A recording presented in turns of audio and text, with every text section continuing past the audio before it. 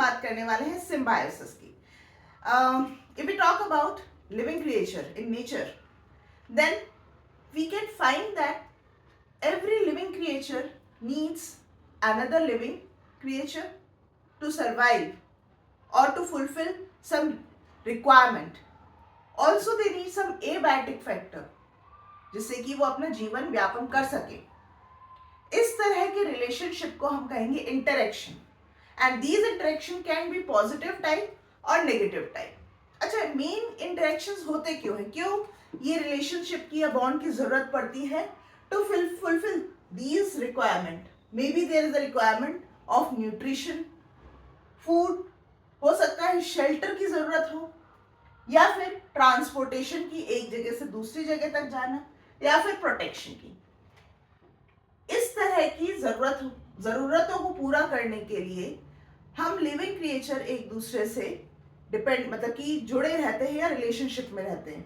And इसी तरह की एक रिलेशनशिप को कहते हैं हम सिम्बायोसिस.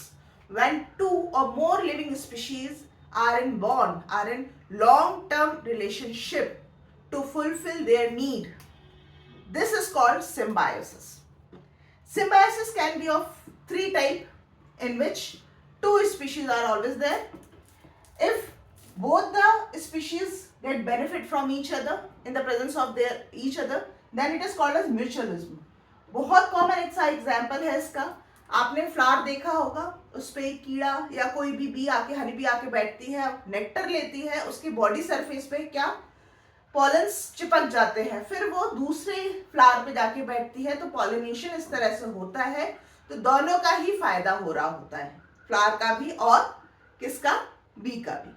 दूसरी कैटेगरी है इसमें commensalism, in which one species do not get affected. उसका कुछ भी ना फायदा है ना नुकसान है, बट हाँ दूसरे का जरूर फायदा हो रहा होता है. इस तरह की सिम्बायोसिस को हम कहते हैं कॉमेंसलिज्म. एग्जाम्पल है वेल और बैनिकल्स का इंटरेक्शन. वेल्स के पूरे बॉडी सरफेस पे ना क्रिस्टेशियन जैसे ही होते हैं बैनिकल्स, ये उसकी बॉडी सरफेस पे चिपके रहते हैं, ठीक है. और जैसे जैसे वेल मूव करती है अंडर वाटर, इनका फूड मिलता है और ये एक तरह से प्रोटेक्टेड भी रहते हैं.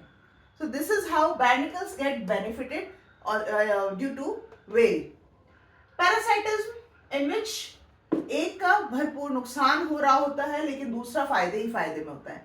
फॉर एग्जाम्पल लाइस जो हमारे बालों में पाए जाते हैं, या फिर टिक्स जो कि डॉग की स्किन में पाए जाते हैं, कि स्किन सरफेस पे पाए जाते हैं. क्या करते हैं ये दोनों ही, खून चूसते हैं, लेकिन हमारा या बेचारे डॉग का क्या होता है, नुकसान हो रहा होता है ना. तो this is an example of parasitism. Although ऐसा नहीं कि सिर्फ यही 2-3 एग्जाम्पल है, देयर आर न्यूमरस एग्जाम्पल. आप अपने आसपास भी ऑब्जर्व करेंगे तो आपको ये 3 कैटेगरी के सिम्बायोसिस के आपको एग्जाम्पल देखने को मिल जाएंगे.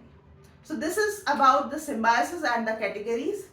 इसी के एग्जाम्पल में और आते हैं, लाइकेंस भी आते हैं, और भी बहुत सारे एग्जाम्पल है. धीरे धीरे हम वो 1 by 1 डिटेल में पढ़ते रहेंगे. आई होप ये लेक्चर अच्छा लगा हो तो please hit the like button, share this video with your friend and please subscribe my channel. मिलते हैं आगे के लेक्चर्स के साथ में. Till then stay safe and stay blessed. Bye bye.